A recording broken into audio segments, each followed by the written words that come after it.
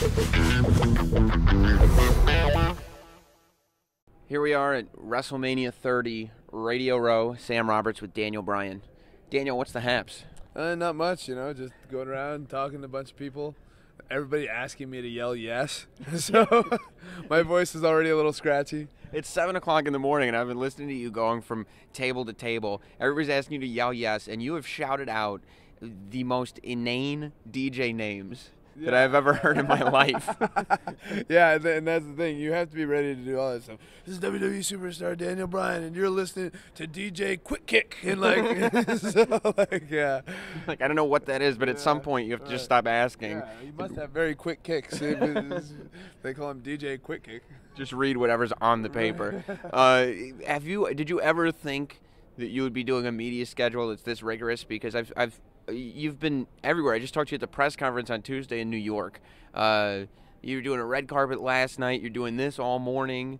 I mean, I told you right before we started recording, but it really feels like they're making you work for it. Yeah, and guys, when you imagine this kind of stuff when you're a kid, you don't realize that this amount of work is involved in it. Like, it's funny because the Seahawks, like for the Super Bowl, they have a press day. Right. It's okay, this is our press day. This is where you get all the stuff. And there are certain guys who, have to go do a little bit more, but they're usually just kind of one-offs. They're not doing like this, they'll do one day where they don't wake up. It's not 5:30 in the morning that they're meeting in the hotel lobby and then going to do press. Right. They're like, okay, we're going to do it at a reasonable time and do it for a reasonable amount of time, and that sort of thing. Then we're going to get back on the field and practice. Right. Yeah, but this is what comes with being on the top of the mix in the WWE. Like, John Cena's been doing this for years, and you don't ever hear him complain about it. I've never once heard John Cena say, "Oh man, I have to get up at 4:30 in the morning to do Good Morning America." Like, I knew Tuesday morning on the day of the press conference, we didn't get to our hotel. I didn't get there till 3 a.m. Yeah, because we forget you were doing Raw the night before. You were actually doing the wrestling part. Right, and John didn't get to the hotel till later and went straight from there to do Good Morning America, straight from Good Morning America to the press conference. And I never once did I hear him complain. I saw him in the diner the right before we went to the press conference. He had already done Good Morning America. He didn't complain, and that's why he's John Cena. You do this stuff knowing that this is what comes with the job, and if you want this job, you need to be able to do it. And you have to deal with idiots like me after getting no sleep who are just trying to get you to say something that'll get you in trouble on the internet or something. Right, yeah. We're trying to get him to say something against Vince McMahon or whatever. Like, oh. Yeah. So can you appreciate that without doing it? Like, did you realize before this thing started what it would actually be like?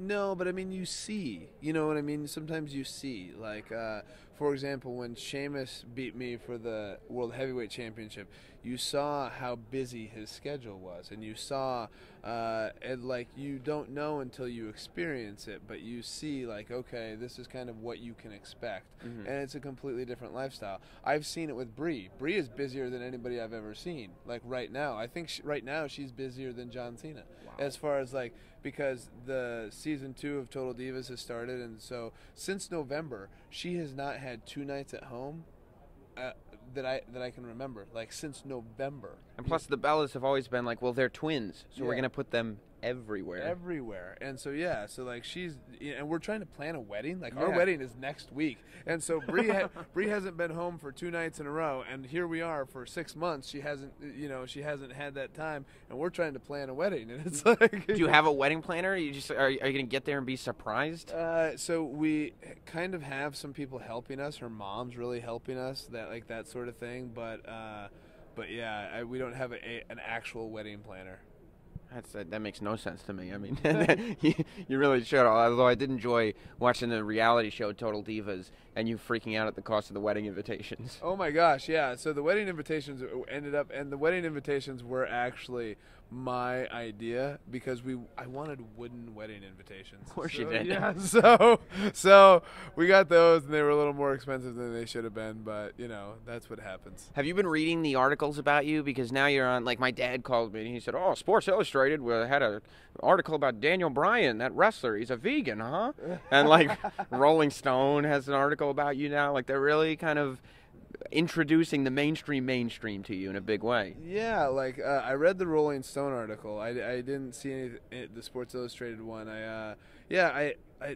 If people bring it to my attention, I see it. But the Rolling Stone interviewer was actually really cool because we got into a bunch of stuff that we usually don't talk about. Like, I don't know if that specific interview we talked about like Earthship homes, but we just talked about like all this different stuff that I'm into as far as like environmental stuff and that sort of thing. So it was a lot of fun. Yeah. Now, are you used to? Yeah, I guess the reality show makes you used to having cameras and stuff following you around. Because now I guess they're making a WrestleMania diary or something of you, because you've got an army with you. Yeah, so they're doing a thing on WWE.com where they're following me around, and they post it every day, kind of what I'm doing, and they've done it in years past with Kofi, I think, and different guys, and this year, because of the WWE Network, they're also doing it with a couple of guys filming, so that after WrestleMania, the fans can see what WrestleMania is like for different guys. Like, okay, this is what Daniel Bryan goes through during the WrestleMania week. This is what Sheamus goes through during the WrestleMania week. So it's that sort of thing that's just more content for the network. Is there anything you say no to? Like, I need a break. Okay, so like, for example, last night they wanted to do a thing of me and Bree and just take a picture of us quickly while we were in our room, which isn't much of a big deal, but just like, okay, just think of you guys getting ready for bed. And I would have done it, but I had to get up this morning at 5 a.m. to do this, and we didn't get out of the red carpet thing till late. And so I was just like, no thing, like not tonight. We'll have to do it some other time. And you just, once you lock yourself in your hotel room, do you start yelling profanities so you can get it all out of your system and be a person? Oh, absolutely not. No, when I'm alone in the hotel room, I lay down and put my head on a pillow, and I'm just like, okay, relax, breathe. Okay, just enjoy, like just the serenity of what you have right now. Yeah. So yeah. And at what point do you start getting mentally prepared for the match? I mean, you have at least one, possibly two matches at WrestleMania, and they're the main event. At what point psychologically do you get into the headspace of, this is why I'm here, this is what this is going to be like, and getting ready for it? Well, I've been kind of mentally preparing for it since the matches were made, and that's the thing. You have to be able to multitask a little bit doing this job. You have to be able to do all of this, be followed around, and then still be able to take your time when you're by yourself to focus on, okay, these are the things that I need to do. I need to get to the gym. I need to do this. We went kickboxing the other day, and so like, that sort of thing, and you have to be able to focus while people are following you around, because if you can't do that, then you're not going to be able to get anything done. Right. Right. So yeah, like I've been mentally focusing on WrestleMania for the last probably several weeks. How much of you being in the main event of WrestleMania do you think was actually simply a reaction to the crowd versus let's shift the crowd into a direction where you know what I mean? Like, how much of it was a grand design versus a response? I feel it's almost entirely a response. Yeah. I feel like this was not, when they pictured WrestleMania this year, this is not what they pictured. So yeah, it's I think it's been a response to the fans, and that's one of the most powerful things about this whole thing to me, is just the fans' ability to affect change, and people's just ability to affect change in general, you know what I mean, is much greater than anybody thinks. Like, we've got 7 billion people on this planet. We can change some things if we want to. Is there any, as you look forward, is there any moment that there may be like a break? Like, is there any sort of like, okay, if I just get through X number of days, I have a couple days where I'm doing nothing? Or because I was going to say you wait till after WrestleMania, but then the Friday after WrestleMania is your wedding. Yeah. And then you have all your family, which will be, and plus they're filming it for the reality show. They're filming us for the reality show, but then after the wedding, and this is something that Bree and I promised each other, we would enjoy our wedding. We would enjoy it. Okay, the wedding is not about the cameras. It's not about the people who are there. It's about us, and we need to go and enjoy our wedding. Yeah. And then after that, we actually get to go on a honeymoon.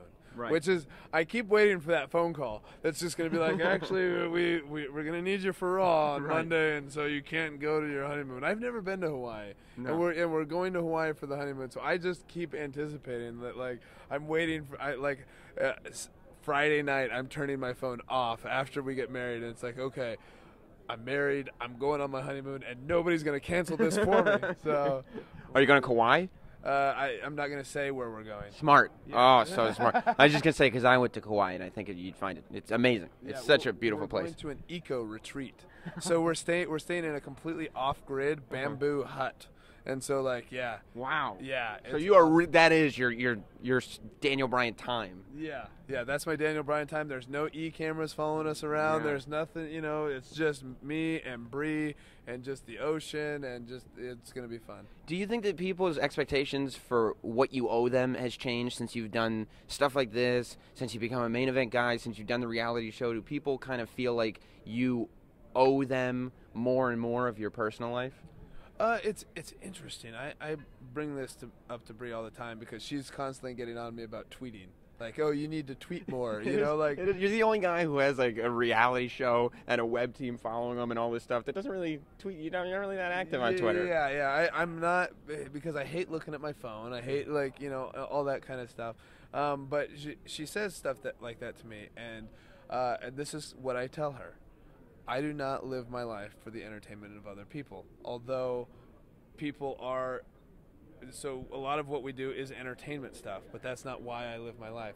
I can do, okay, E is following us around. I can deal with that, right? Mm-hmm. These guys are following me around for this. I'm doing media right now, but I'm not going to live my entire life to entertain other people. Mm-hmm. I have other things that you need to live for yourself. You can't live for everybody else. And it's different if, like, okay, I'm living my life to cure cancer, right? You know what I mean? And like, so I'm going. So in that respect, you would be living your life to help other people, but this is not living your life to entertain other people. Mm-hmm. That's not my goal. It's just so funny though, because there are many people whose goals it is to just be like, look at me, look at me, look at me, and they just want a TV crew following them around, and they're constantly performing.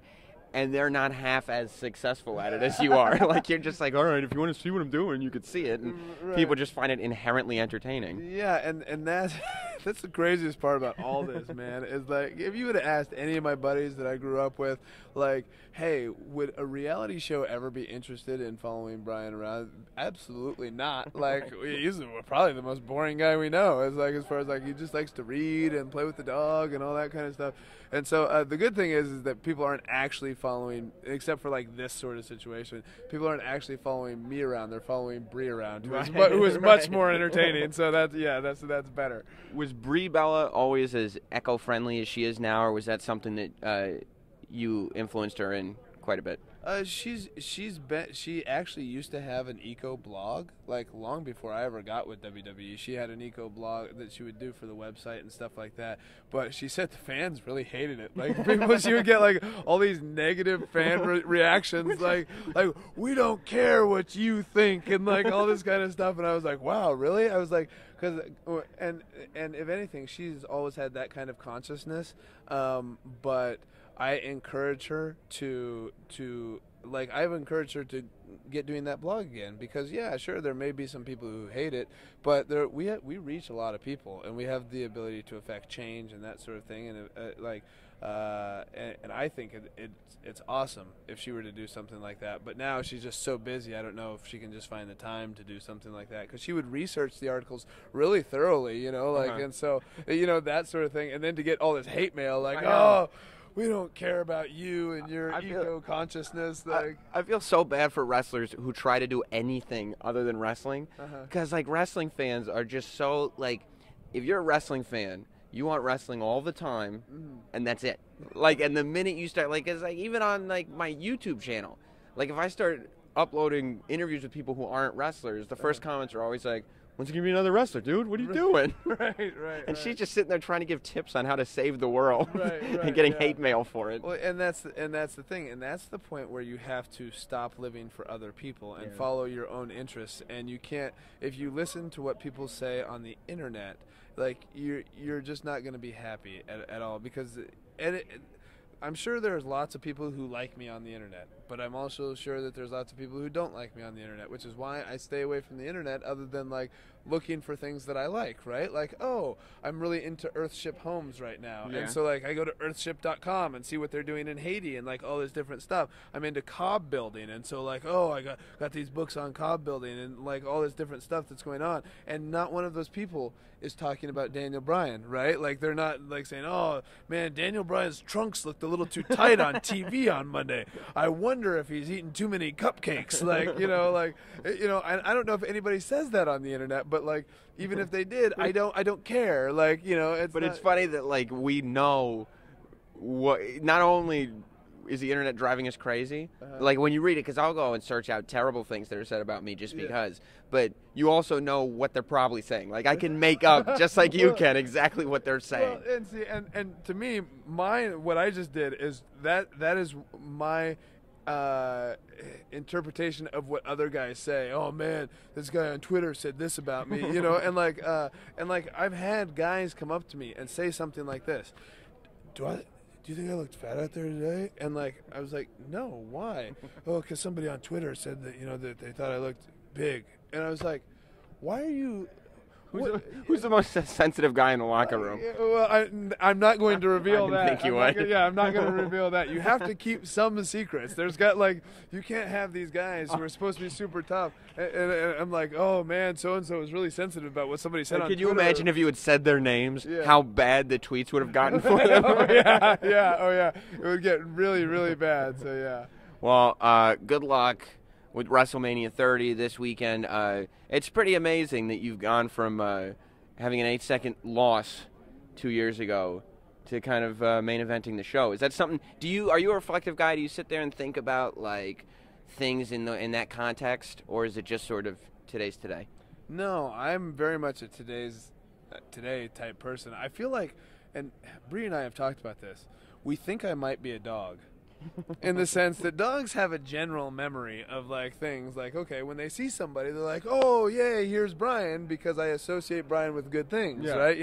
But in general, what if you ask the dog, if you could talk to a dog, what happened yesterday, they'd be like, oh gosh, I don't really know, and so like, and we just think that based on what we know about dogs. I don't even know if that's accurate. It's probably true. That's my interpretation of dogs, and so I feel like I'm a lot like that. Like I have a general idea of what has happened in my life, but if like specific memories, I don't have pictures in my head of these things that have happened, and so it's just like, oh wow, this is like really neat. Like today, what I'm doing is really neat, and I'm looking forward to what's going to happen on Sunday. But I don't sit there and recall like, oh, that made me feel so bad, and now I feel so good, and like. So when it comes time to write your book, you're just gonna go to .com and and figure out where you've been. I can't imagine writing a book. Yeah. I can't imagine it because it feels like I would have to do so much work to figure out, wait a second, what did I do? When was that? I read Jericho's book, and he had such detailed stories, and I was like, and I try to remember these like very big moments in my career or life to just retell them to Bree, and I'm just fumbling over my words, and I'm like, oh, and a lot of these stories that I say on interviews, I can tell them now because I've had to say them so many times on interviews, so I've had to recreate these stories, and whether they're factually accurate or not, I have no idea. Whether you have actually recreated this actual event, I don't know. Yeah. Like I'm trying to not. I'm not lying, and that's the thing. I'm going in your head. Yeah, I'm not lying. I'm not making things up, but I'm just trying to tell you the best that I can recall how things happen. Now, there are times that I just outright lie, and those are typically stories about the Ryback. So yeah. Well, good luck, WrestleMania 30. We got to release you to the other interviews, but I appreciate you being here. And before you go, please give a shout out to DJ Quick Kicks and Sam Roberts, and yell yes several times, and do a. I'd like to give a shout out to DJ Quang. Yeah. I heard you over there, and you were like, could you please say she's so ratchet? Yes, whatever you say. Yeah, she's so ratchet. And I'm DJ like, Quang is so ratchet right now. I don't. He's so ratchet right now. I don't even know what that means. I could have been saying a cuss word in a different language, and I wouldn't have known, and like it probably offended a lot of people. But I guess that's what they want out of these things. They want you to offend people somewhere. Keep getting that chingle chingle, you know. Jingle jingle, yo. You're a role model. Thank you, Daniel Bryan. Thank you.